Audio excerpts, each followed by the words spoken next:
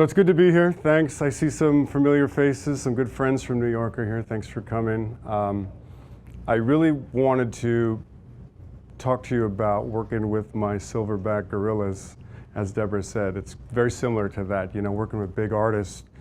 You have to be careful. Everyone, you know, all these big artists that I work with, they have a certain way that they like to work, and you have to be able to work within that confines. And for me, I found if I go in it as a musician, because I'm also a drummer, it works really well for me instead of going in as a photographer. So a lot of times, like when I'm shooting Ringo, we spend a lot of time talking about drums and different drum fills and working with the Beatles and all that stuff, and it really opens him up as a person, and that's when I find my best work out of Ringo comes from.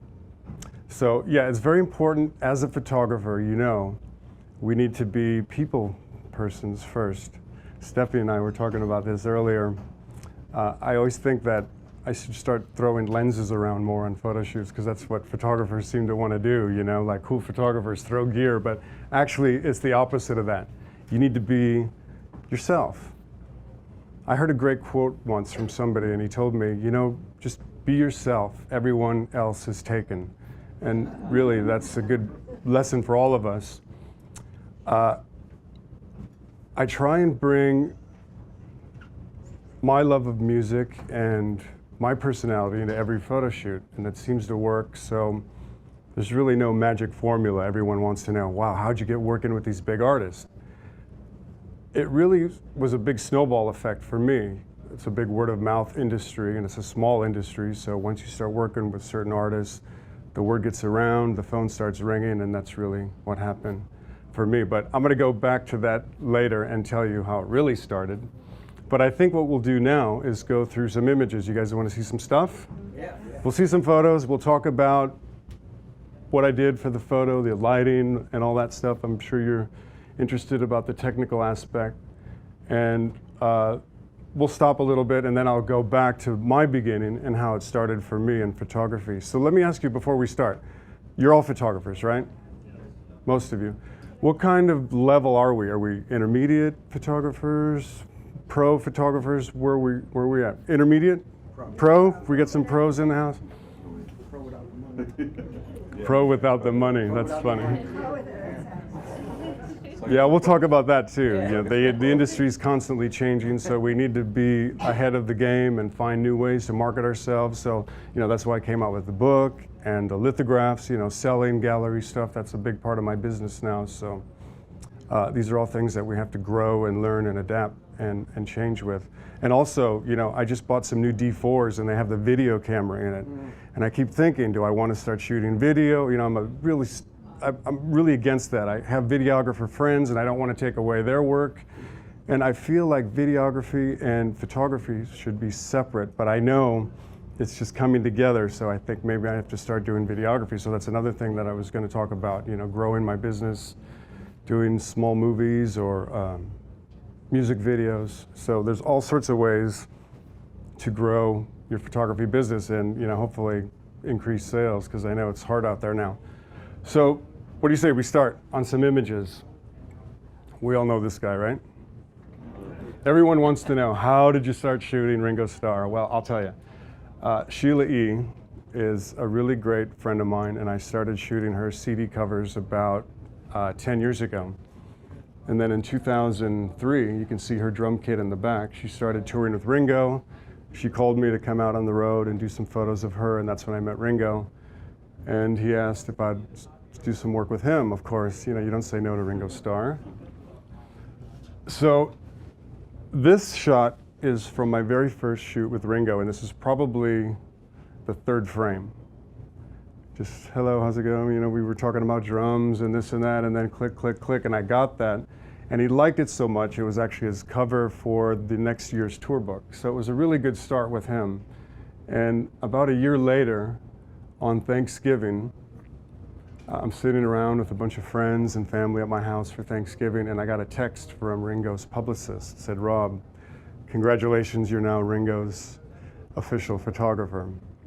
They made that decision to call me the official photographer. So that's when it all started for me with him. That was 2004. What do you think?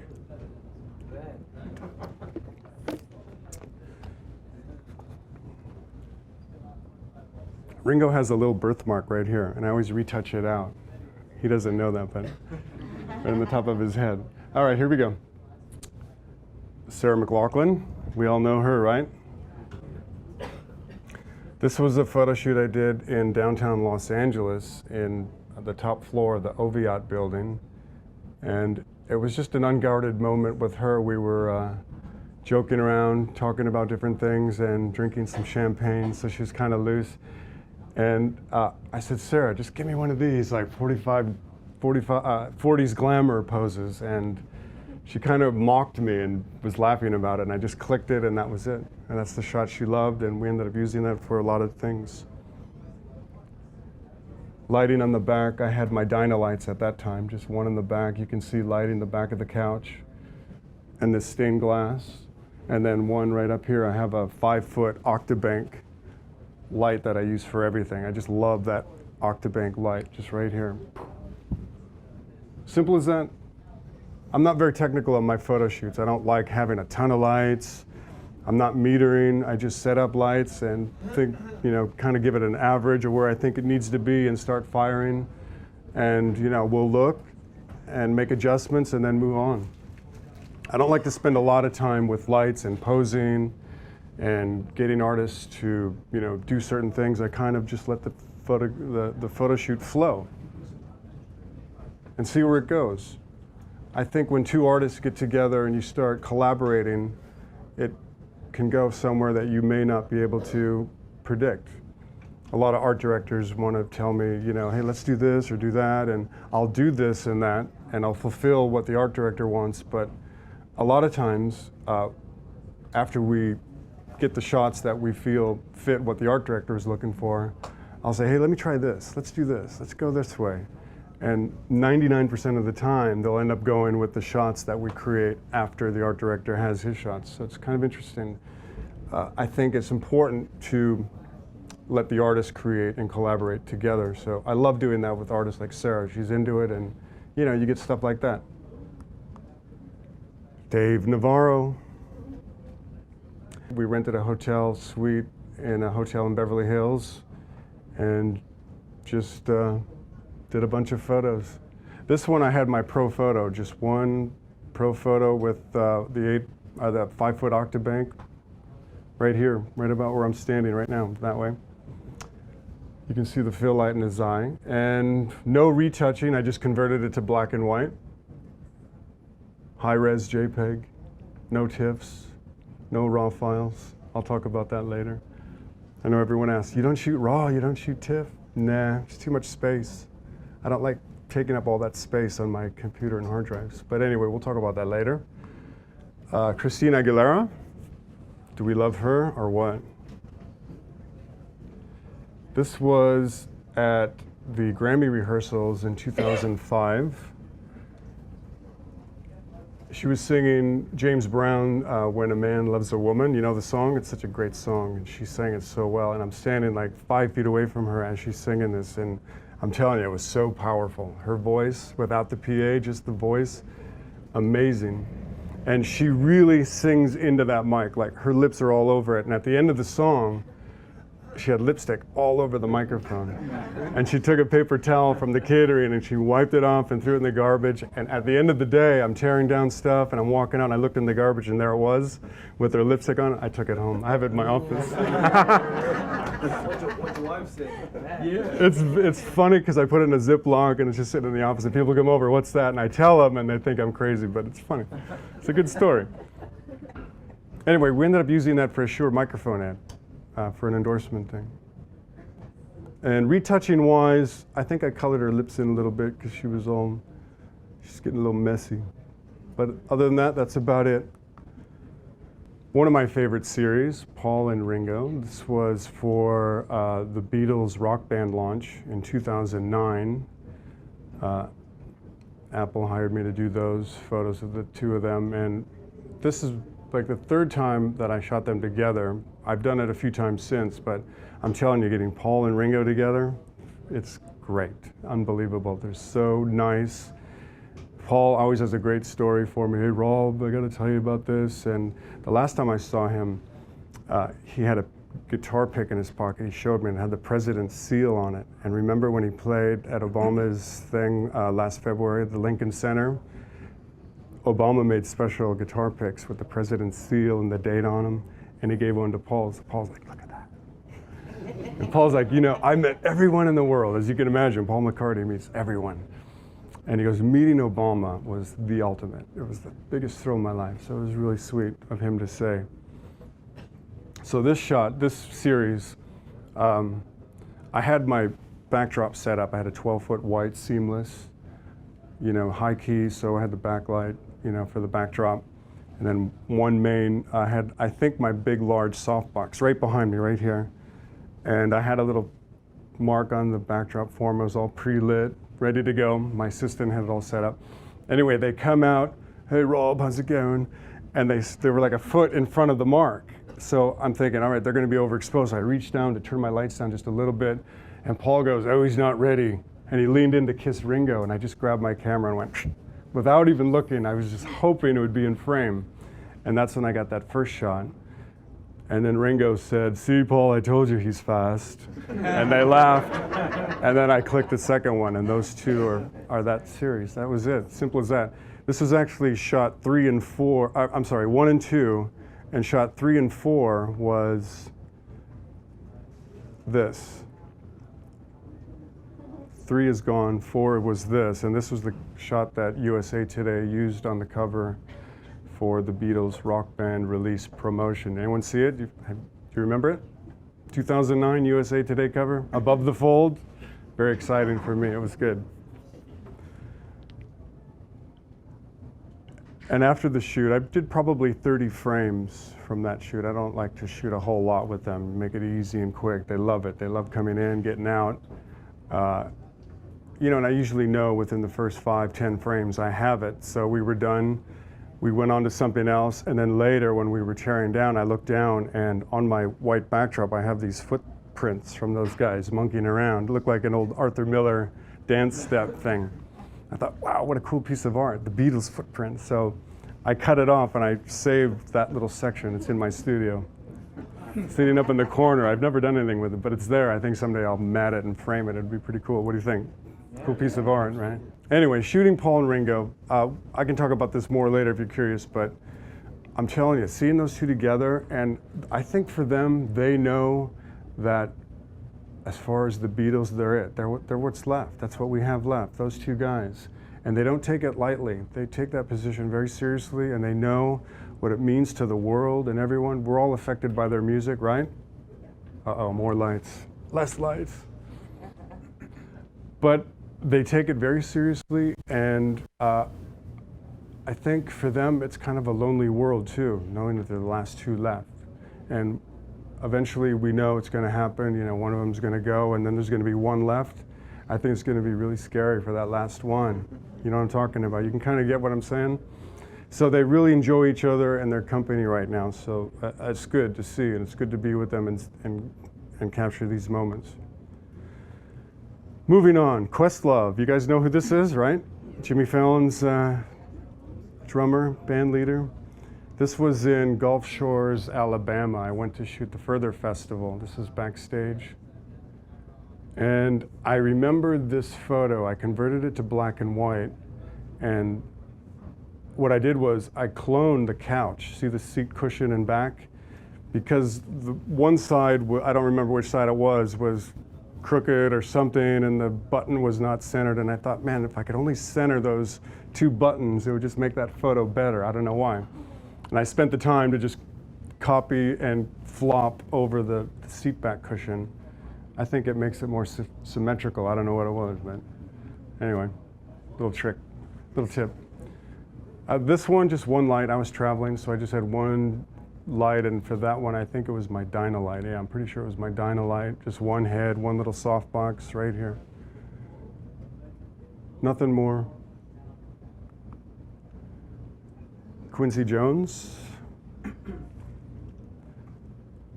I swear to God, I had 20 seconds with him. This was like the third frame, and I had maybe 6 frames, and that was it. I'm just hoping I had the shot. I knew after frame 3 or 4 I had this, so I'm like, Quincy, thanks, man. He's like, what, you're done?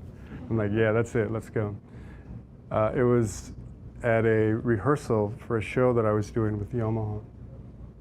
Really nice guy. That's a great shot. Thank you, yeah, Quincy Jones, big time. This was with my trusty 24 to 70 Nikon AFS. You know, I'm a Nikon guy. We can talk about equipment now if you guys want. My gear is Nikon. I've been Nikon pretty much from the very beginning. When I started shooting, I had an F2, an old metal body F2, that big honking thing. Do you remember that thing? And then, you know, of course, the F3, the FM2s with the MD11 motor drives, then F3, and then the F4s, F5, you know, and then I switched to digital right when Fuji came out with that first Fuji S1 that was Nikon lens compatible, because I didn't want to go buy all new lenses, so I bought the Fuji S1. Do you know that camera? You know what I'm talking about? That was actually a surprisingly good camera, considering it was the first generation of digital cameras. And I remember when it came out and the talk was everything was going to go digital, I knew I had to jump on that ship. As much as I love film, as much as I enjoyed shooting 2 1/4 Hasselblad, you know, looking at the chromes and all that, there's nothing prettier. But I knew we were going to go digital, so I made the jump, and I had photographer friends that were holdouts. It's never going to go digital. It'll always be film, and I'm telling you, they got lost in the sauce. 2, 3 years later, they're calling me in a panic, Rob, what do I do? What do I buy? You know, they waited too long to jump into the digital world, and I just had a feeling that's the way it was going to go, and I was glad that I jumped in. Oh, we were talking about gear. So then I switched to the digital, and I got the D1, the D1X, and then I've been, you know, upgrading every 2 years. I do the upgrade, and I just recently got 2 new D4s just before the new year. And I love the D4s because it has that cleaning, you know, what I'm talking about? My D3s were great, but they were always dirty, and you shoot on a white high key, I'm spotting all those little dust specks forever. You can never get those things clean, but now the D4 has the auto, you know, sensor cleaner, which I really love, and I just clean it before every shoot, and I don't have to sit there and spot everything. My lenses, I have, you know, the 17 to 35, the 24 to 70, the 70 to 200, all the AFS.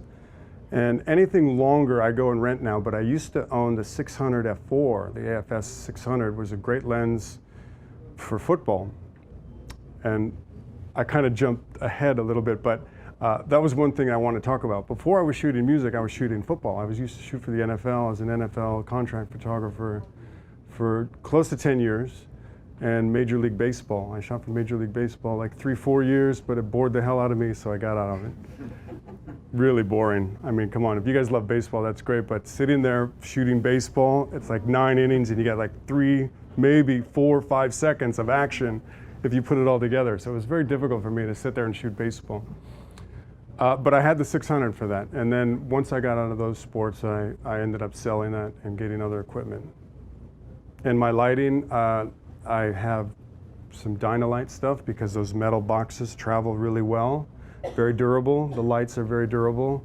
As long as you have the cap on and don't break the bulbs, which I seem to do every once in a while. And Pro Photo, I have a B2, a 7B, and then a couple of the smaller acutes. They travel really well. And I put all those in a beautiful SKB case. I know B&H started carrying SKB cases, right, Deborah? I'm not sure. Yeah, you are, because I talked to SKB just recently. Their cases are great. Remember, you know the Pelican cases, the molded plastic, same thing, but they have padded insides and they can cut them specifically for different lights, different cameras, whatever, so they fit in nice. And they make one that fits in an overhead for traveling on the airlines, which I do a lot.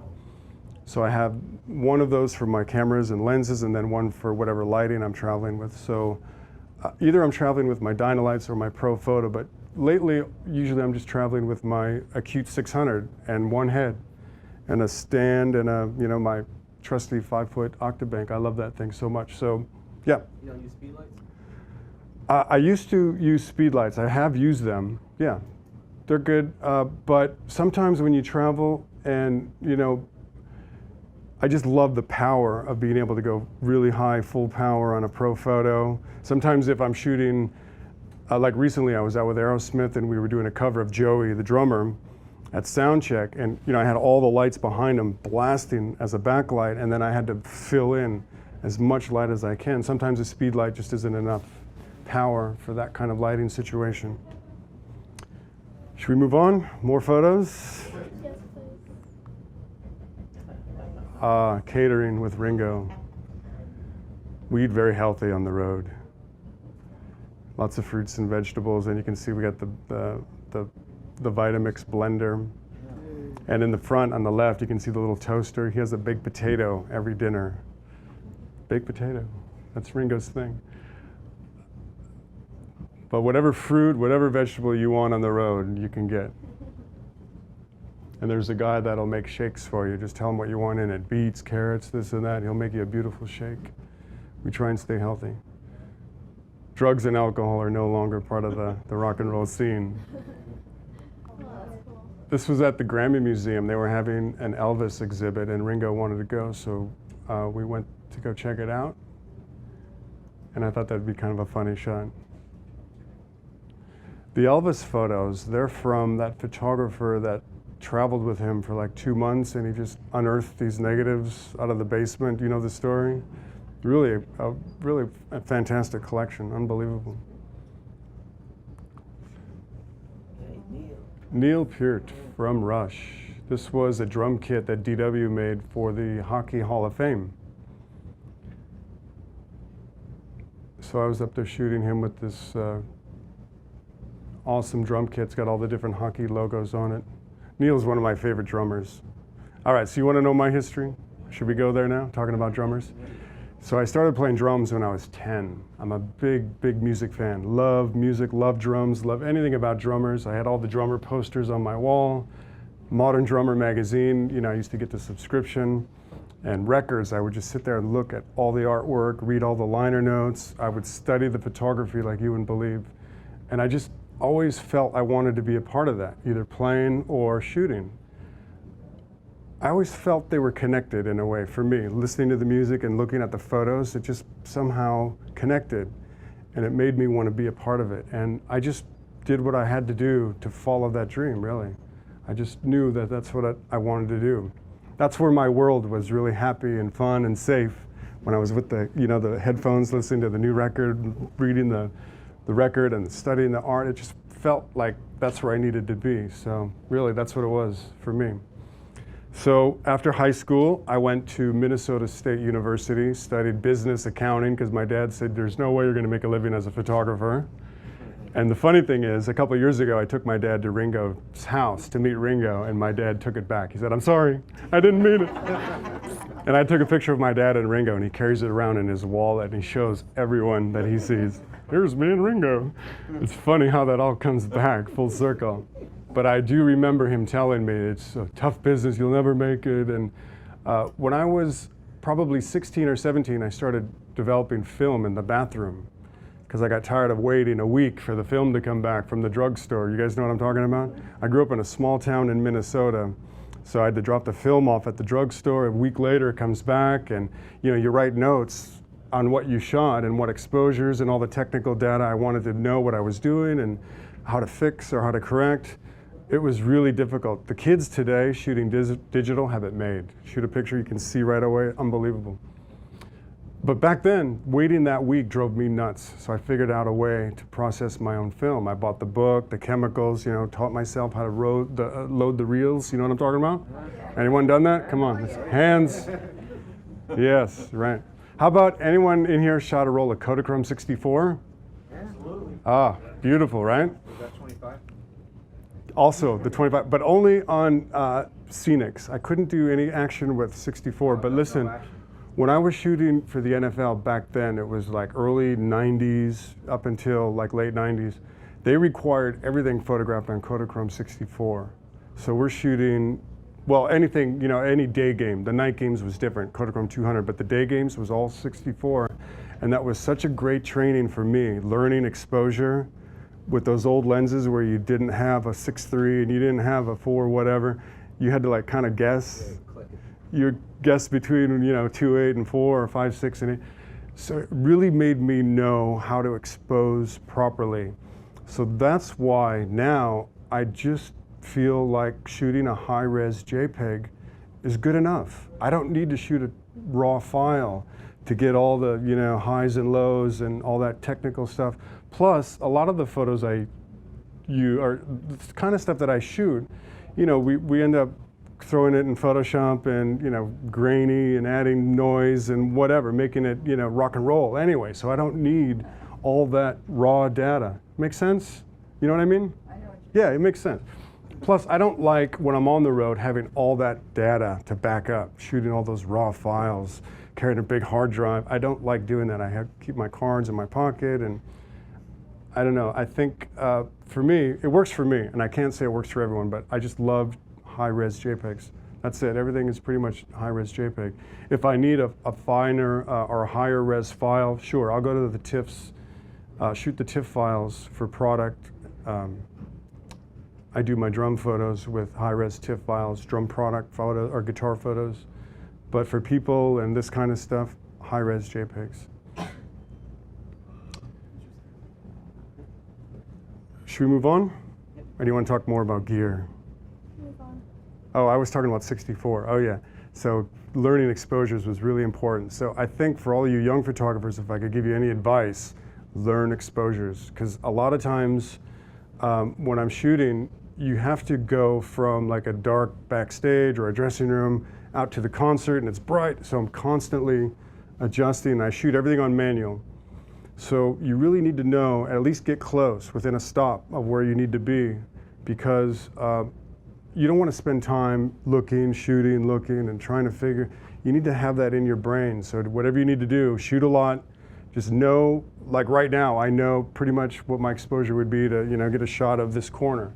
You just have to kind of get yourself in that frame of mind. So when you walk into a scene and there's something going on that you want to capture, you need to be able to turn your camera to whatever it needs to be within a second, or hopefully less, because you never know if that's going to be there for when you're finally ready, if it takes you too long. Does that make sense? You know what I mean? Yeah. All right, so I asked Stephanie this last night at dinner. So if I'm outside, 12 o'clock noon, blue sky, green grass, and I'm at 100 ASA, who knows what my shutter speed f-stop should be? Class? Between 5, 6, and 8. You got it. That's it. That's your baseline. If I'm at 100 ASA and I'm outside, high noon, bright sky, blue sky, and I want to expose somebody walking at me, 250 f8, no matter what day of the year it is, no matter what.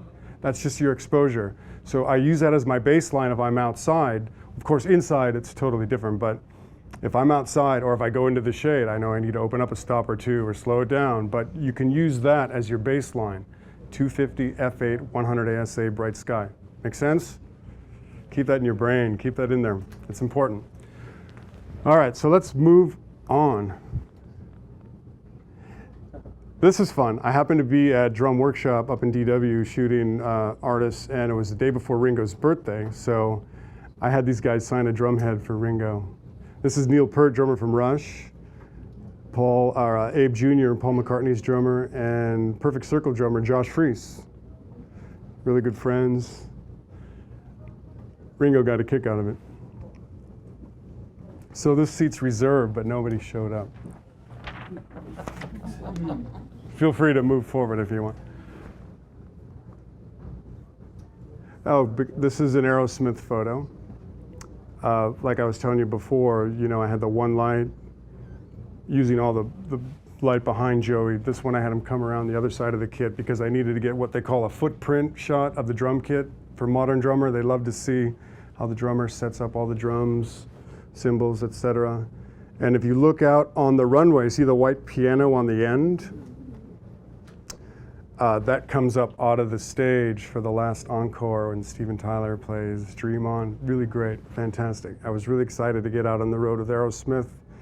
I've been trying a year they contacted me a year ago to try and get our schedules aligned, and surprisingly, I had to say no to them twice.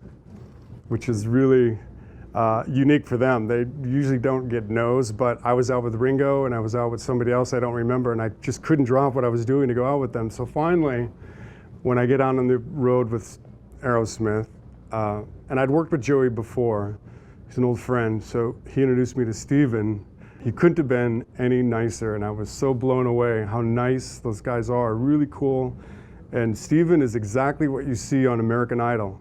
What you see on American Idol is what you see right here. He's crazy, he's running all over the place all the time, and there's a videographer that's following him for everything he does. I don't know what they're doing, some crazy Steven Tyler movie or something, but everything that he's got going on has been taped. So I look forward to seeing that someday, because I think I'll be in it, because they were filming while we were working. I was blown away by their performance. Unbelievable.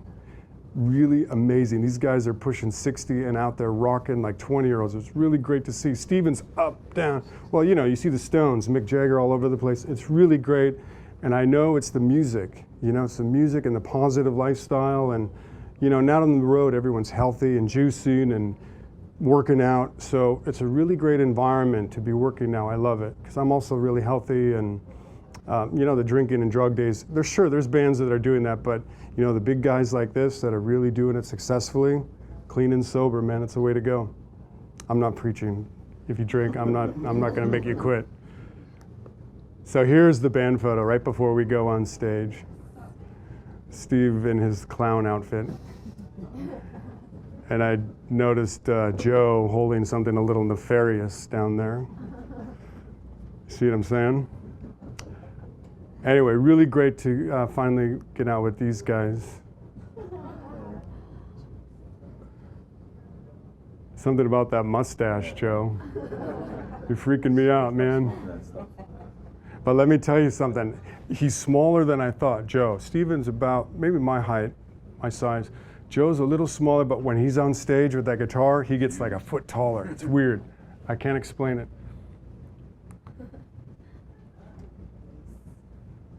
Joe Perry, Aerosmith. I grew up idolizing these guys, so be out on the road and working and meeting these guys, a dream come true. Really great. He looks taller there. Sorry? He looks taller there. He does. How Well, I'm down on stage, below stage, but he just somehow, I don't know what it is, just becomes bigger than life. This was right behind Joey, Steven coming back, saluting Joey. The cool thing about these guys is they've been friends since, you know, teenagers. They grew up together, and of course they had their fights, their battles. We've read the books, you've heard the stories, but you know, they're brothers. I have a brother. My brother and I fight, but we love each other like you wouldn't believe. And that's the same thing with the band. You know, they've been through so much together. So it's good to see them out healthy, touring, playing music, doing what they do best, and happy. Anyway, I love Aerosmith. Go buy their record if you haven't already done. All right, so I'm out on stage, right? And Steven's running back and forth right in front of me, just kind of, and he stops right in front of me and starts singing right at me. And then he comes up and does this. And he would kill me if he knew I was showing this photo, but it's just us, right? And 500,000 YouTube watchers. Sorry, Steven, I love you. And then what does he do? He fogs my lens. Steven Tyler's mouth, closer than anyone needs to see it. But there you go. Really great. Him running up and down, just really fantastic. He's only like 9 years younger than my dad. I can't see my dad doing that. So this is during Joey's drum solo. Steven and Joey do this double drumming thing, and Joey's like, yeah, when we do the double drumming solo, just jump up on my drum riser, you know, whatever you want. So if you look closely, right above Steven's head on the screen behind him, you can see my hand and my lens sticking over at the kick drum. Here, I can point it out. Right there. I'm too short. Right there. Anyway, on stage with those guys, really fun. Still 24 to 70? I'm sorry? 24 Yeah, 2470. That 17 to 35, I thought would be cool for that, but you know what it is? Those corners start pulling out and it makes it all wacky. I don't know, I kind of like this lens a little better for this. And at its widest, you can see the rack tom. It's pulling it, it's distorting down in the corner the way it is. So any wider would have just kind of pulled that thing all over the place. But and look at Steven's arm. They're in shape, man. I threw these in the slideshow because they're recent, and I thought it'd be fun to show some recent stuff along with the old stuff. This is Joey right after the solo. He stands up, all right. The crowd goes nuts. That's the ultimate position for a drummer, you know? This guy is like really a rock star drummer. I love it. What other settings do you use? F-stop, I I could look at the file, but my guess, I was probably at 1250 ASA, which is my favorite ASA for shooting live concerts. I love that 1250 or 1500, but really I don't go higher than that. You don't need to. I like shooting with a 2.8 or a 3.5 at like probably 100th of a second. I like the motion. So I keep it slow and I like to shoot wide open. I like living on the edge. I mean, I could throw it up to like 2500 or 3000 and shoot at 5.6 f8 or whatever at 200. But So you shoot at 2.8? I like to shoot open. I like to shoot open and spot focus. You know, I manual focus close, but then I'm always adjusting last minute. I don't know, I love shooting 3.5, 2.8 down in that area for live stuff, for this kind of stuff. There you go. The big bow shot. Can you imagine the feeling playing in front of an arena with that crowd, yelling your name, Steven or Aerosmith, whatever. It's the ultimate high for them, and I love being there to capture that moment for them. Every band that I shoot, I try and get one of these because they all love that shot. It's a really a big favorite shot for the artist. This was in 2008. I went to Liverpool with Ringo. He had 4 shows over there, 4 concerts. So we went over and did a string of dates. And in between shows, we rode around in the city in this van with 2 seats in the middle and a driver and our security. And I think there's Brent was with us, the videographer. But Ringo and I sitting next to each other, and I was shooting him with, you know, through the windows, scenes of Liverpool. And I remember in town, there was billboards that say, hey, take the Magical Mystery Tour or Beatle Tour here. You know, they wanted you to sign up for these fan tours. I'm thinking there's no better tour than the one I'm getting right now with Ringo. It was very fun. This was 2010, Radio City Music Hall, Ringo's birthday. Paul surprised him and showed up at the show and came out for the encore, and they played Birthday. It was unbelievable. Anybody there? Have you heard about it? I've seen it. It was insane. Well, we knew about it. The band, I knew about it because at 2 o'clock in the afternoon, we had a private sound check with Paul to run through the song, but we made a pact. Don't tell anyone, don't tell Ringo he's here, because we wanted it to be a surprise, and it was such a great surprise. Ringo was genuinely surprised.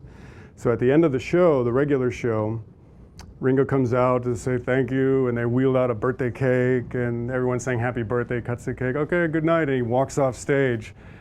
From stage left, Paul's bass tech comes out with the Hofner bass and sets it on the stand and walks off, and the crowd went nuts. Paul's bass. Ringo's like, what's the noise? He turns back, and out walks Paul, puts the bass on, turns back to Greg, the drummer on the right frame, Greg Bissonette. You're fired. You're out of here.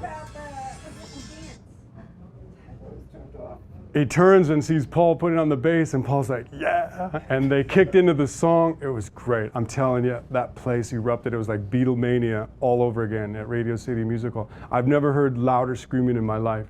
Anyway, this is from that series. And I'm going to give you guys, I'm going to tell you a story I've never told this to anyone, but you're photographers, you know what I'm talking about. See, Paul, he's like 8-10 feet in front of Ringo. There's no way I'm going to get that depth of field. So I focus on Ringo, focus on Paul, and then I put them together in Photoshop.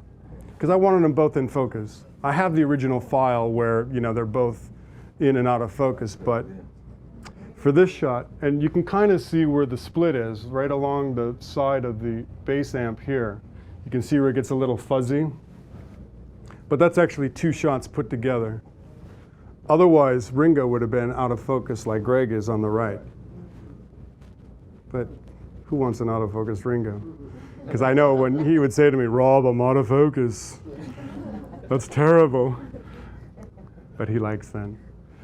This is last summer's tour. We were in Woodstock at Bethel Woods. We played there, so I got Ringo up in the old Woodstock field. And if you can see in the background, that farmhouse, that's the Max Yasgur farm, where the bands that came in did their whatever bands do before showtime at Woodstock. I'm sure there's a lot of stuff going on, but that's where they got ready. So the green field next to the farm is where the helicopters came in and brought the bands in and out. Anyway, so I got Ringo up there, and also Greg Raleigh. And Greg Raleigh played there with Santana. Remember the Santana performance? Greg was playing keyboards on the last All-Star tour, so I got him up there also, and it was his first time back since Woodstock. It was really fun to get Greg Raleigh back up there. This is on what we call Air Ringo, the only way to fly. Something about flying on the jet. It's nice not having to deal with airport security, let me tell you. Really, really nice. You drive right up to the plane, jump in, off you go. You land and there's a car waiting, you get in, off you go. No wait time. Ringo doesn't like to wait, so that's inside the jet. So when you walk in, there's two seats facing backwards and then two seats facing forward. Ringo always took that seat. I was always in the first left seat. I like that. That's fun. So when's the last time you actually saw Ringo? We just talked like 3 days ago. We're working on this June, Ringo's having a Grammy Museum exhibit. Have you all been to the Grammy Museum in Los Angeles? Down by Staples Center, there's a Grammy Museum, which is really great. It's always changing, and Ringo's is coming up in June. It launches June 12th. You can check it out online, GrammyMuseum.com. But the Elvis exhibit that I showed you earlier, that was at the Grammy Museum. So for Ringo's exhibit, they're going to have 12 of my photos have been selected, and then the other 12 are old vintage Beatle photos. And they're bringing in Ringo's old drum kits from London, the old Ed Sullivan kit, the Shea Stadium kit, and the Let It Be kit, the rooftop. And we're going to set them up at Grammy Museum. In addition, the Sgt. Pepper's uniform, which, by the way, it was probably 4 years ago, on my way to rehearsals for the All-Star Tour, where we rehearsed in Niagara Falls at Falls View Casino. So it was a couple days before rehearsals were going to start. So I was on my way to Niagara Falls, and I had a layover in Cleveland. And my joining flight, the next flight to Buffalo to get to Niagara was delayed. And they asked, any of you want to take the next flight out? It's like 5 hours later, we'll give you a voucher, blah, blah, blah. So I'm thinking, hey, the Rock and Roll Hall of Fame's in town. I got 5 hours to kill. So I went to the Rock and Roll Hall of Fame, and in there they have the 4 Sgt. Pepper uniforms, right? Any of you been there? You've seen them? So finally I make my way to Niagara Falls, and I saw Ringo, and I said, man, I just saw the Sgt. Pepper uniforms, really great. And he's like, no, you didn't. I'm like, yeah, I saw them, they're there. No, you didn't, those aren't the ones. You'd think we would give them the original Sgt. Pepper uniforms? He said they made duplicates, but in order to make them, they needed the originals to measure them, get the fabric, et cetera, et cetera. And he told me the story about what it took to find the originals. They didn't know where they were. He tells me, people think we have all this stuff in like some showroom and in some vault in London, but really, that stuff it was in a trunk, some old trunk, and it was in a vault in a bank, and it had a padlock on it, but he didn't have the combination. Nobody knew where the combo was, so he and George, this was when George was still around, they got a hammer, and they're like trying to break open this lock to get the case open. All this banging's going on, and the president of the bank's down there yelling at him, what are you doing? Take that outside. So they drug it outside on the street, and there's George and Ringo banging on this lock with a hammer trying to get this crate open. passerby are stopping, trying to figure out what the hell the noise is. They finally got it open. There was a wedding dress in there that they have no idea whose it was. And the Sgt. Pepper uniforms. Anyway, they finally found them and sent them to Cleveland. They did the replicas, sent them back. Anyway, that's the story on the Sgt. Pepper uniforms. But they are bringing the original over for Ringo's show. This is backstage in Temecula, California. Look on the left. Who came to see us? Bill Murray. So for vocal warm-ups for the show, the guys get together and they sing old Beatles songs. Just go through the old Beatles records. It's really a lot of fun because they're good. They know how to sing the songs. And there's Bill joining in on vocals. And let me tell you something about Bill Murray. So we're playing Temecula at the casino down there. It's an Indian casino, like a 2,000-seat venue. And Todd Rundgren was on the tour. So one of his songs that they played on the tour was Bang a Drum. You guys know the song, right? So they're playing Bang a Drum, Todd's going at it, and I look out, and it's a bunch of old people that are sitting there like this. And they're in the middle of the floor as Bill Murray standing up, like dancing away. It was great. It was so fun to see, and I realized that guy just doesn't care. He's so uninhibited. He just doesn't care what people think. He's going to do what he wants to do and have fun no matter what it takes. And it was great to see. He's just a really lively character. I loved it. It was really fun to meet him, too. He's funny, really funny. Ringo in my car. My lovely 56 Chevy. This was an ad we did for Timberland. See the boots? Ringo had his artwork printed on the leather boots, and they did a limited edition series of 50 of them, and he hand signed 50 of them, and they went back to Timberland and they went into the general merchandise, and it was kind of like the golden Willy Wonka ticket. If you happen to buy a pair of 8 shoes that happened to have Ringo's signature on when you bought them, you were, like winning the golden ticket. So Ringo asked me, Rob, do you want a pair? And I go, do they make man sizes? He asked me, can I put your foot on your bumper? I'm like, Ringo, that's American metal. You cannot scratch that bumper. You're 110 pounds. Come on. So I like to kid Ringo. He deserves it. That's how our relationship works. I love to give it back to him because he loves to give it out. What are you using to light that? My Profoto outside, my B2 right here. You can see the shadow under the bumper and his leg. So it's pretty heavy duty. I wanted to light up the background because that was really dark. It was probably 5 in the afternoon. So I wanted to light up that background. Otherwise, it would just been black, nothing. Yeah, one easy light. I love those B2s, man. I'm sorry? It's a great car. Yeah, the car's okay. The car shoots nicely. I use it a lot for photo shoots. This is, I put this in here because I wanted to, I guess, tell you how important it is to have your exposures ready at all times. This was a photo shoot I did with Abe. This is Paul McCartney's drummer, Abe Laboriel. We went out to Vasquez Rocks in California. We wanted to set a drum kit out in the middle of nowhere. And as we're walking to this spot I found, I had my camera in one hand and a light and a this. I didn't have an assistant, so we're just kind of, and I saw that and I just shot it thinking, man, that's kind of a cool photo. It wasn't something that we set up. We didn't plan it. I just happened to be walking behind him and that's it. And he loved that so much. It's the cover of his Facebook page, his website. He's did it, we've done posters of it, et cetera, et cetera. So you never know when you're going to get the shot. That actually was used more than the actual photos that we ended up going there to shoot, which is kind of ironic. But that's how it goes sometimes. And I just happened to be at a slow shutter speed. I can see movement in the bass drum head. It was a silver, like mirror-like drum head, so it's reflecting the sagebrush, but it's got a little movement to it. Something about that I just love. It was an accident, really. I could lie and tell you we spent hours setting it up, but that's not the truth. Avril Lavigne. This was probably 9 years ago when she was like this 20-year-old flower. Now she's got black hair and mascara. I saw her recently, about a year ago, and I happened to have a book with me, and I gave it to her. She's like, Rob, I look so young. I'm like, Avril, you were like 20. That is young. But really, no retouching. I think I cleared up her eyes a little bit. I'm sure you all know how to do that. So dodging out the whites, maybe add a little blue. But you can see in her pupils the highlight. Again, I can see it was probably my 5-foot octabank right up here. That's it.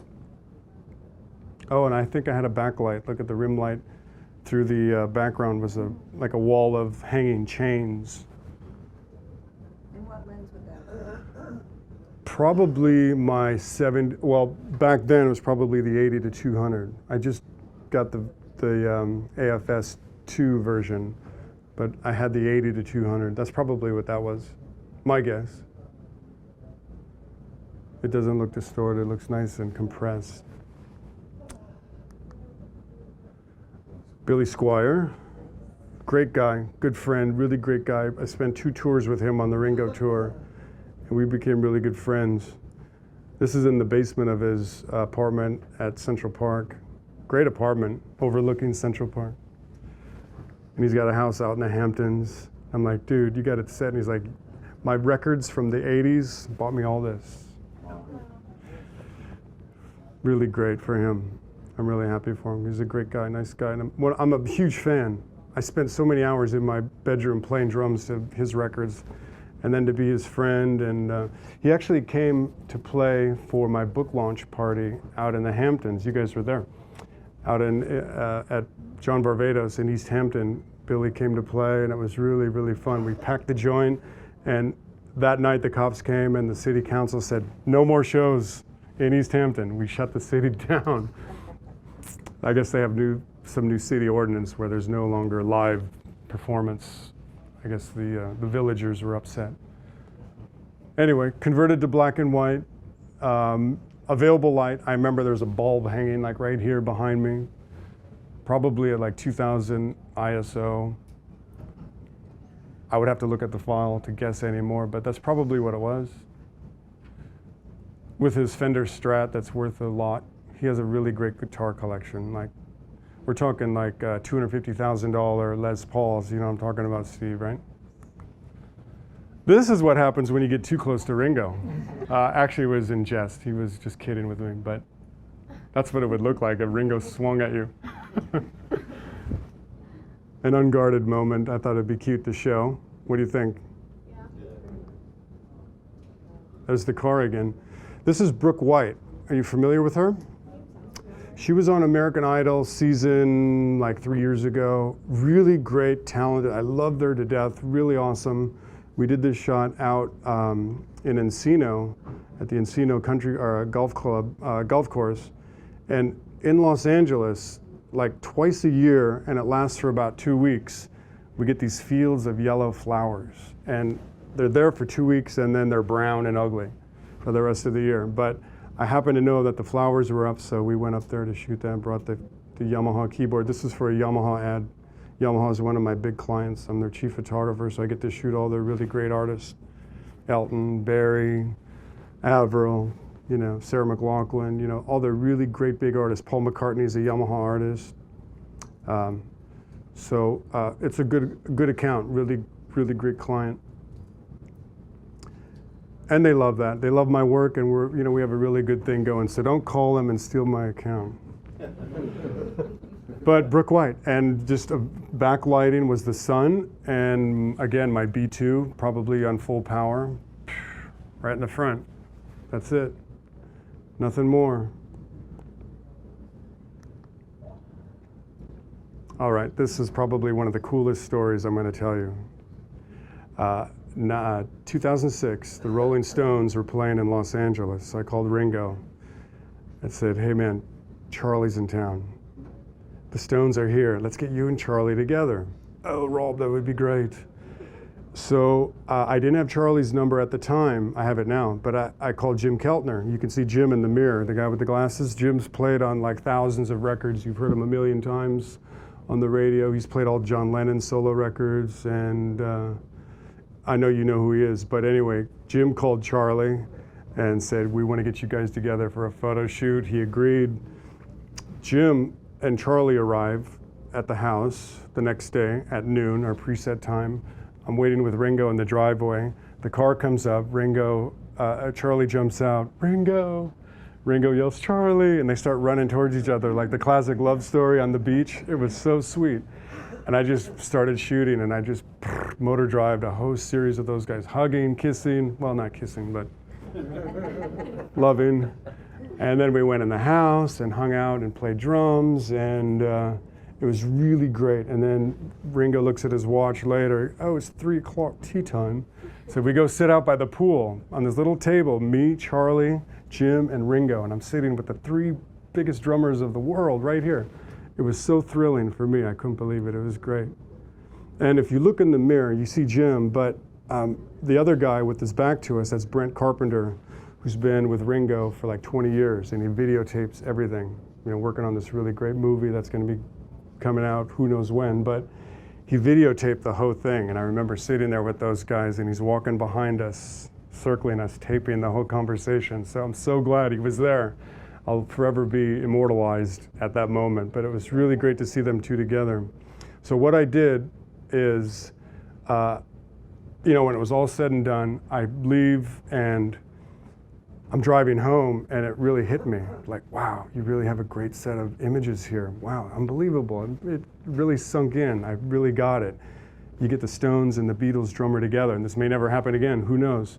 But I get home and I get them up on the screen, and I'm looking at them going, wow, thank God it all worked, no technical problems. So I wanted to do something special with those guys, so I made a little 8x8 square book. You can get them online now, you send the Shutterbug or whatever, but I did one nicer than that, a really beautiful, I don't remember who did it, someplace up in Seattle, but it was really well done, really beautiful collection of the photos, and I sent one to Ringo, one to Jim, and one to Charlie. Of course, Ringo and Jim, as soon as they got it, called me, oh, Rob, it's great, love it.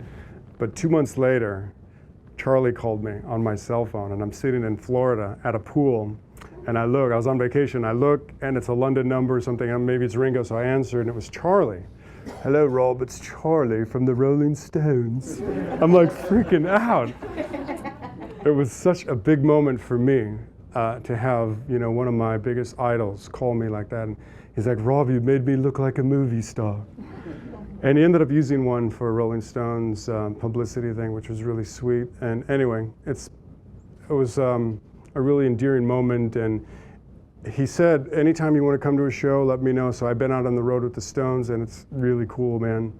I flew into Little Rock, Arkansas, because I love going into small market cities to shoot these guys, because in LA or New York, forget it, there's so many people backstage, you can't get to them. But you go to these smaller cities and they got time, and Charlie shows me around, and it was really great, really awesome. And then when they finally did come to LA later, at the end of the tour, I was with Jim, and Charlie came back. We were in the, what they call the Rattlesnake Lounge. That's their catering. And it's got like every food and beverage you can imagine, and the biggest, most beautiful dessert tray, plate, table you can imagine, really well catered. Anyway, there's probably 100, 150 people back there because it is LA. Charlie walks in and he's like scanning the crowd, and he finds me, he comes walking right over, and it was the coolest thing. He came and got me, and we went backstage in LA. I really enjoyed that. So I should tell you, I've been a drummer since I've been 10. And the last, this June will be our 20th year anniversary. I've been playing with the Hollywood Stones, which is a Rolling Stones tribute band. So I've been playing Charlie's drum parts for 20 years. So I really know his style, his music. So meeting him, big thrill. Big thrill. I love playing in my band. It's a great band, really great Stones tribute band. All right, moving on. Oh yeah, there's Charlie again. He looks so comfortable and happy, and it was a good time to photograph him because usually he looks all old and grumpy on his photos. All right, so moving on. Dave Mustaine. This I shot down at Megadeth's headquarters down halfway between LA and San Diego off the freeway a ways. They have this big industrial building where they have their recording studio, rehearsal space. It's kind of like their HQ. So I went down there to shoot it, and I added that light. I wanted it to look like he was in a padded insane asylum room, so I added that light as if a doorway had opened, and those are my legs. He had jeans on, and I tried to get him to do this, but he's like, nah, just do jeans. So we did it with jeans, but it didn't work. It needed to be this. So I set this up at home. I just went in the corner, curled my toe. I wanted the toe curl. And I shot that and then just put it in. I have it actually saved as a layered file. I'll show you later. I have some Photoshop files I want to share with you. Show you some of my retouching tricks. Saying sorry? He laughed. I'm like, that's what I wanted. He's like, well, you got it. So I'm like, well, I wanted it to be your legs. Cool. What little legs you got there? It's on my dancing class.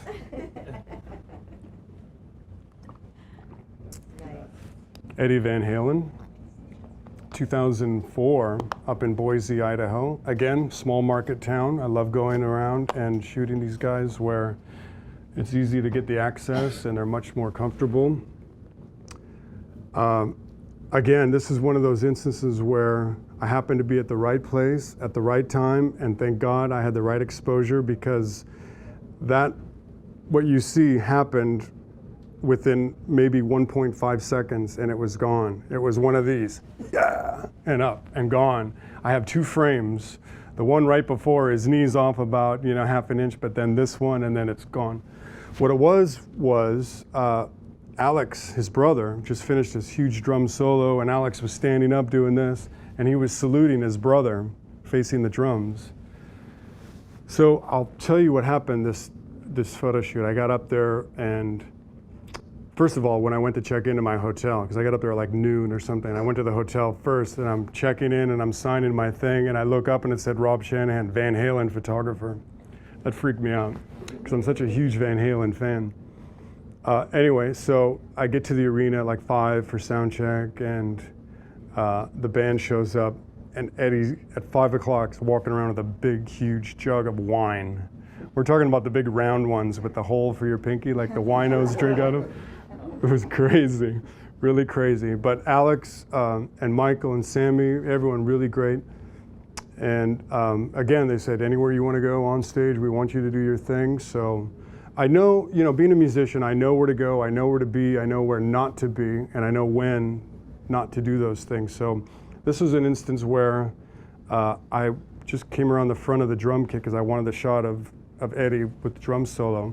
And I came over off his hi-hat side, right in front of Eddie's amps.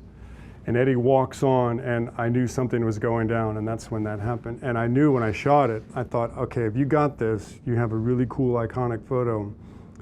And of course, getting back to the hotel, the first thing I do is I load up and I go right to that, and I'm like, yes, I got it. And it's probably one of my most iconic photos. It's been around for a long time.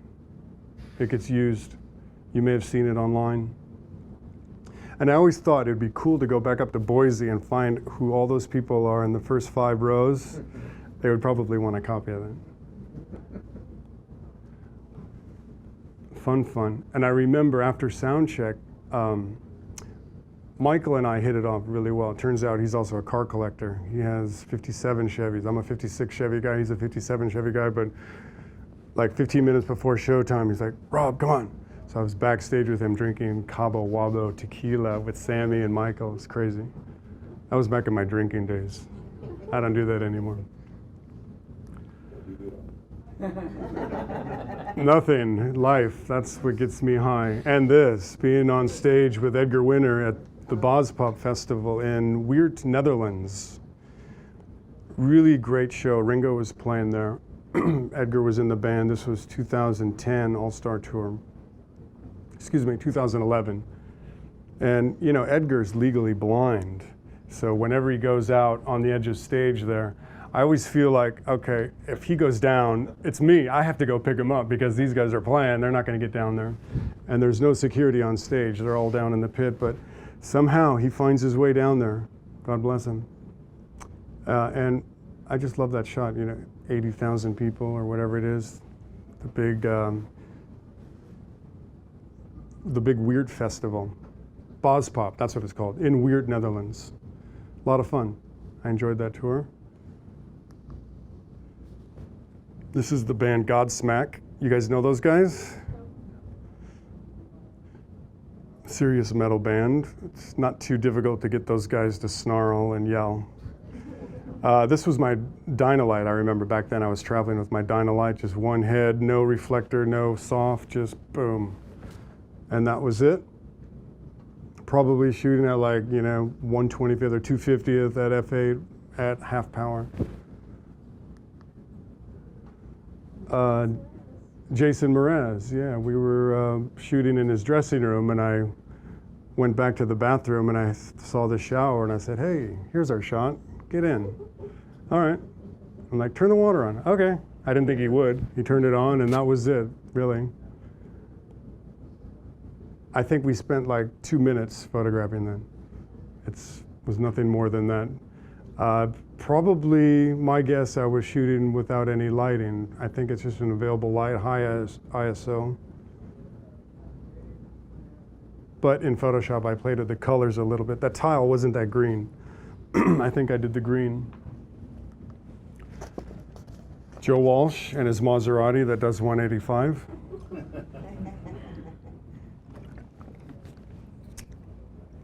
This is at his house.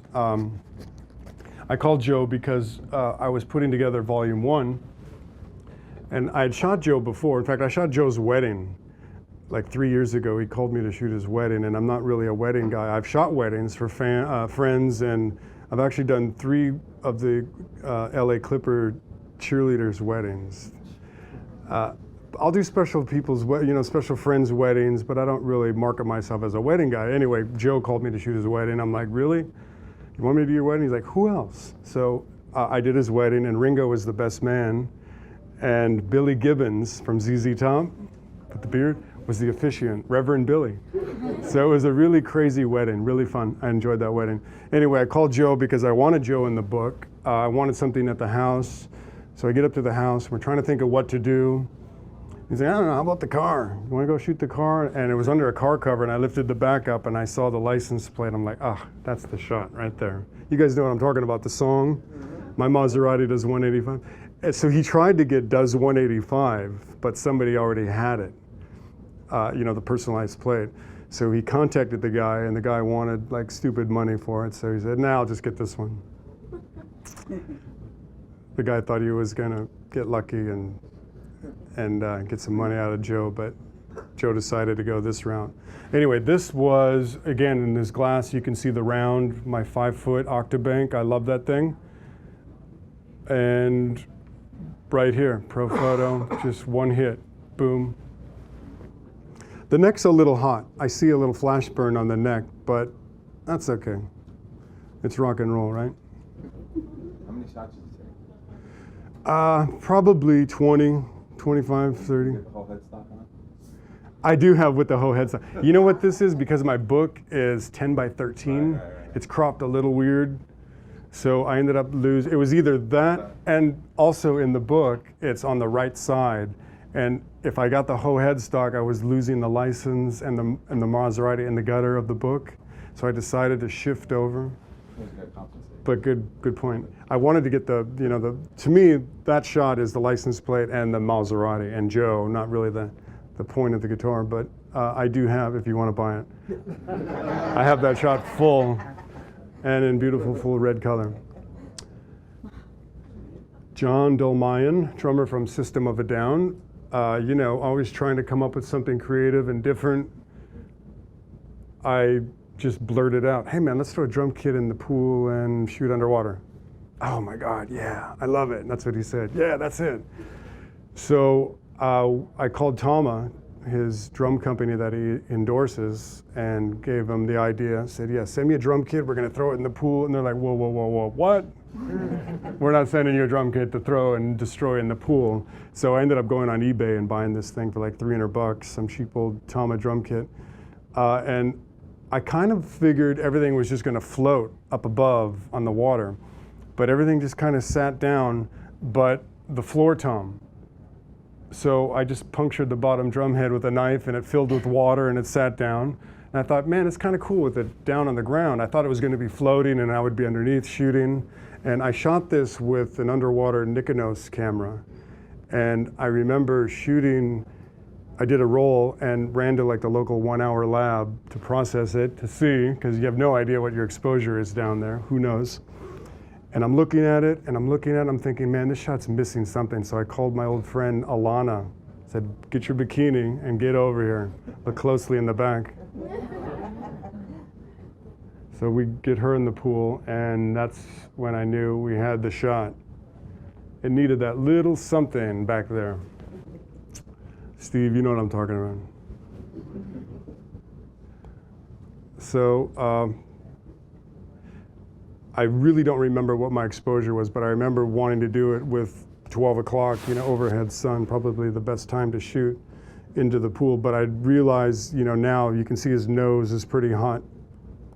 But what are you gonna do? I'm not gonna put my pro photo in the water. I'll destroy a $300 drum kit, but not my pro photos. Keith.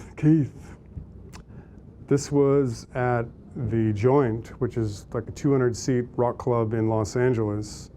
My band was playing 2 nights before, and the Stones were in town, and their road crew came to see my band and said, make sure you come Saturday night. Keith's coming by, bring your camera. So that's when I got that shot. I really like that. Little movement, available light, so I'm probably shooting at like a 30th. That's actually movement in the camera. I didn't do any of that in Photoshop. The only thing I did was convert it to black and white because the colors were really wacky.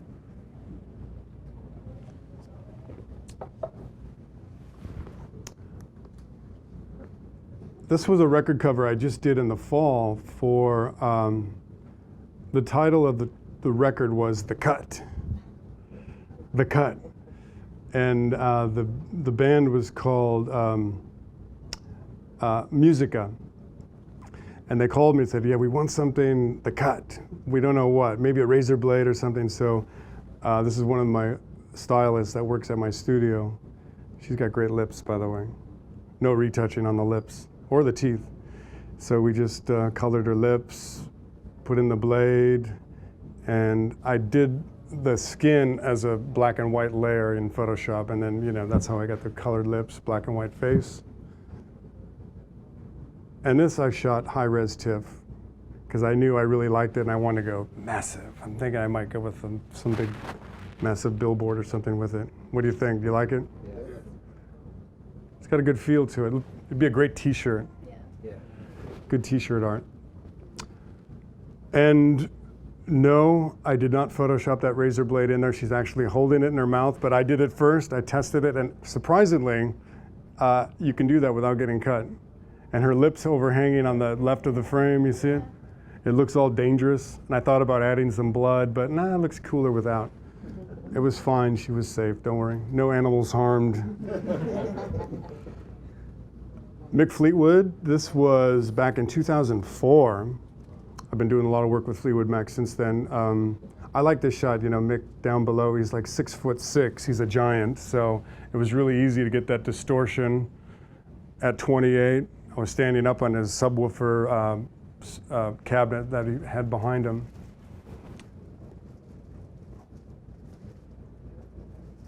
Kind of neat. A little distorted. You can see his head's kind of pulling out. But I've actually brought with me a Photoshop file, and I'm going to show you how you can correct that. Really easy. You probably all know how to do it. I forget you're advanced pros in here. Right? Yeah. You guys know Photoshop? How many people work in Photoshop? How many people work in Lightroom? Yeah, Lightroom's my thing, man. I really enjoy Lightroom. And let me tell you, it's so important to keep all your files. What time are we at? 20 after 5. 20 to 5. Really? Yeah. Wow. This is going so fast. I thought it was like 3:15 or so, or 4:15. Lightroom for me is, and I've done some seminars on Lightroom with that guy, the Photoshop guy. What's his name? Help me. Yeah, him, Scott Kelby. Whenever he comes to LA, I do his seminars. I love going to his seminars. It's 99 bucks. And first thing he always says, okay, in the first 5 minutes, I'm going to teach you some tricks that's going to pay for your admittance fee. You ever hear him say that? And I'm telling you, he's right. Every time I go to his seminar, it's like, you just saved me hours and hours. But anyway, one of his things that he always preaches, and thank God when I heard him talk about it, I was already there. I'd already started from the beginning when I started shooting digitally. I catalog everything and label everything, and I know where everything goes. So when a client needs something, I know right where it is. I can find it like that really quickly. It's easy to do if you start out properly. I've been on some people's computers where they have files and folders all over the place. It's a mess. If you have your Lightroom files in order and you know where everything is, it's going to make your life so much easier. You know what I'm talking about, right? And also, I store everything on external hard drives, and I just have everything labeled, all the folders by name, date, et cetera, so I can find anything really quickly. And it's very important when you're shooting a lot of digital files to keep everything organized. So anyway, Lightroom, I love it. I use it a lot. Bring all my photos into Lightroom, but all my final retouching, color correction, I do in Photoshop.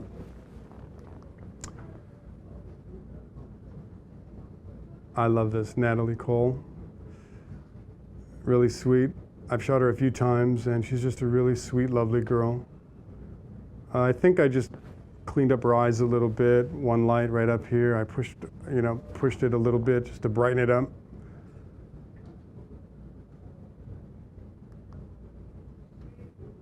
What else we got? Nathan East. You guys know this bass player? Yeah. Really great guy. He's played with everyone. In fact, when my book came out, Nathan was the musical director for my book release party, put together the band with Sarah, and it was really great at my book release party, getting all these really fantastic musicians together to play my book launch party. And Sinbad emceed. It was really fun. Fun night, but Nathan's such a good friend. He put it together, and at the end of the night, he wanted 10 books to give away as Christmas gifts. My book came out December 1st, so we had a launch party like right 1st of December. So he got 10 books for Christmas presents, and he had me sign them. I signed one to Eric Clapton, Sting, Phil Collins, Oprah, President Obama. Really amazing, right? It gives me chills, signing it to President Obama. But he's friends with all these folks, and he gave it away as Christmas presents. I was thrilled, really thrilled. That was fun for me. Thinking that my book is at the White House. It may be in the garage, who knows? But it made it somewhere into the White House. Okay, so this was 2010 at Ringo's birthday party at Radio City Music Hall. I told you earlier, Paul came on, surprised Ringo. Well, after that, we had the party over at 30 Rock up on the roof. And this was right after Keith Richards walked in. And let me tell you something, at the party, Ringo, Paul, Joe Walsh, and, Billy Squier, Brian Johnson, Little Steven, Niles, or whatever you call him. A lot of really big rock stars in that room. But when Keith Richards walked in, the air just went out of the building. Everyone's like, wow, there's Keith Richards. He's got that aura about him. It was pretty cool, and to see those guys joking around. And I think this shot shows how comfortable they are with me. You can see it's kind of an unguarded, happy moment. For this kind of stuff, I shoot with a really high ISO, and because I don't want a really bright light coming out, just a really small little wink flash. And on manual, I shoot that on manual so I can over a little bit. These guys look a little better overexposed than underexposed. You've got to give them some help. What's a high ISO for you? This was probably this is my D3. Now the D4 is a little cleaner, tighter, but my D3, I would guess 2000. Maybe a little higher, but I doubt it. Probably 2000, maybe less. I'd have to look. But 2000 is probably my highest I go for this kind of stuff.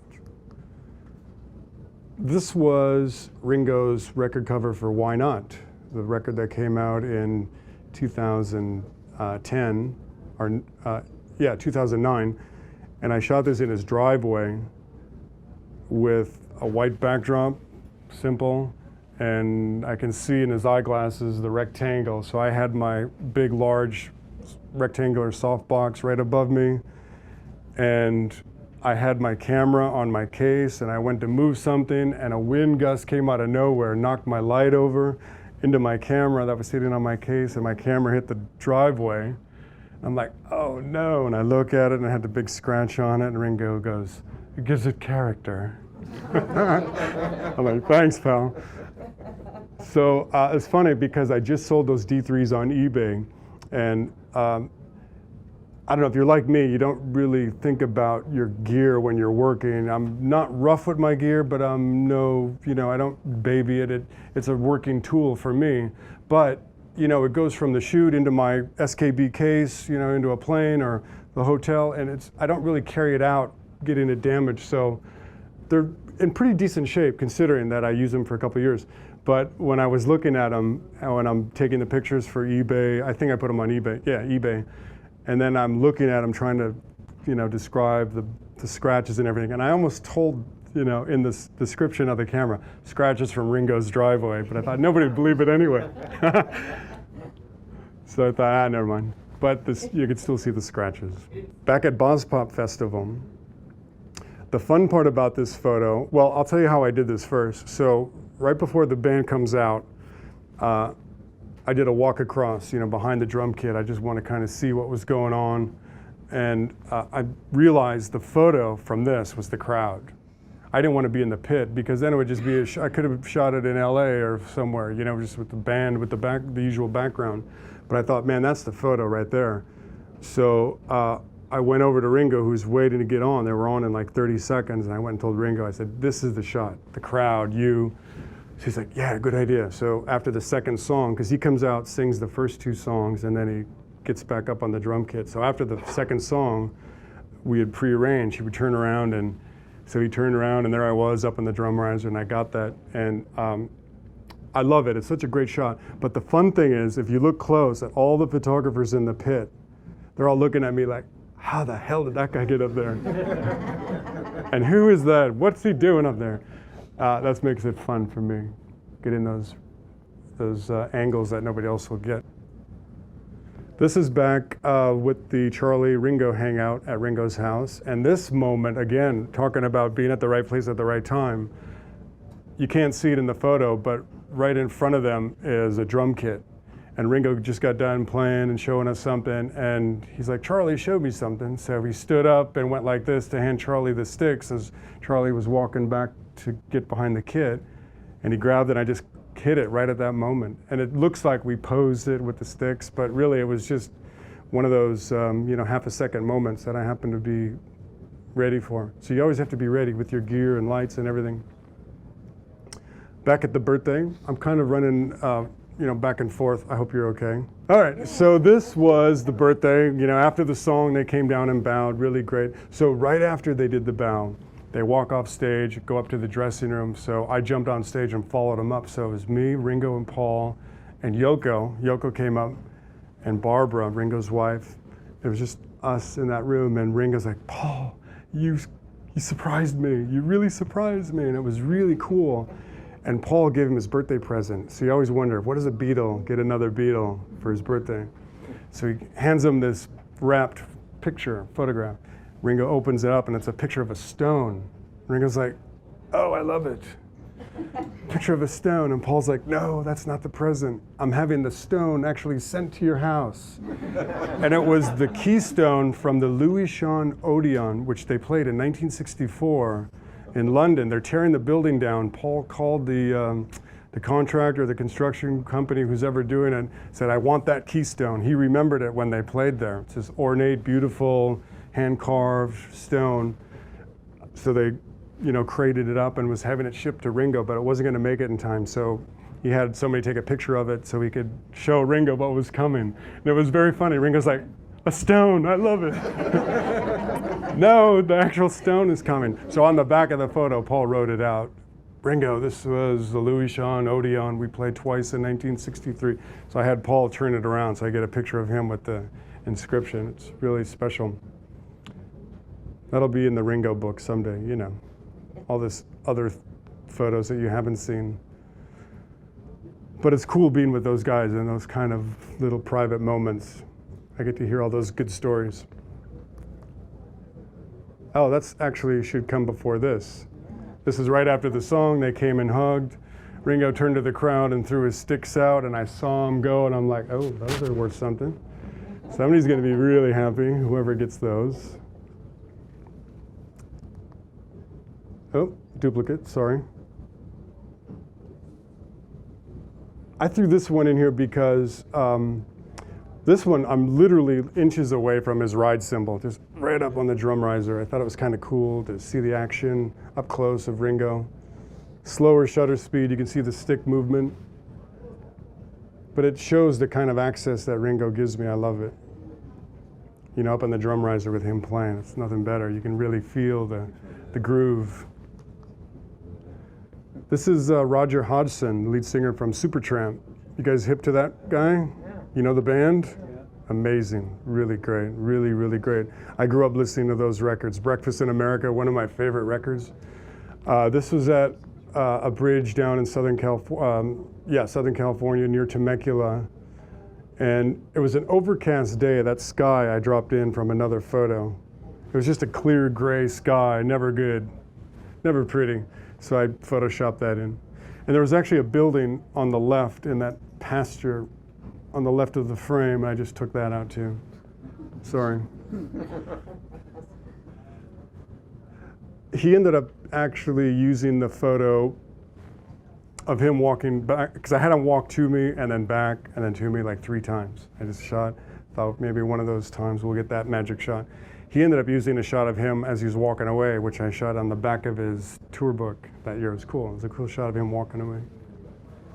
Lovely guy, Roger Hodgson, really great guy. And I'm telling you, and a really talented singer-songwriter. I loved going out and revisiting that Supertramp stuff. Good music. Slash. I'm not going to lie to you. That background is not Slash's house. Nor was it the background that I shot him against. That background is at the Pantheon in Italy. I just thought it was a really cool wall, and I thought, man, I got to use that for a background. And that picture I took of Slash at Joe's wedding, hence the white scarf. We all had white scarves on. That was the costume for everyone.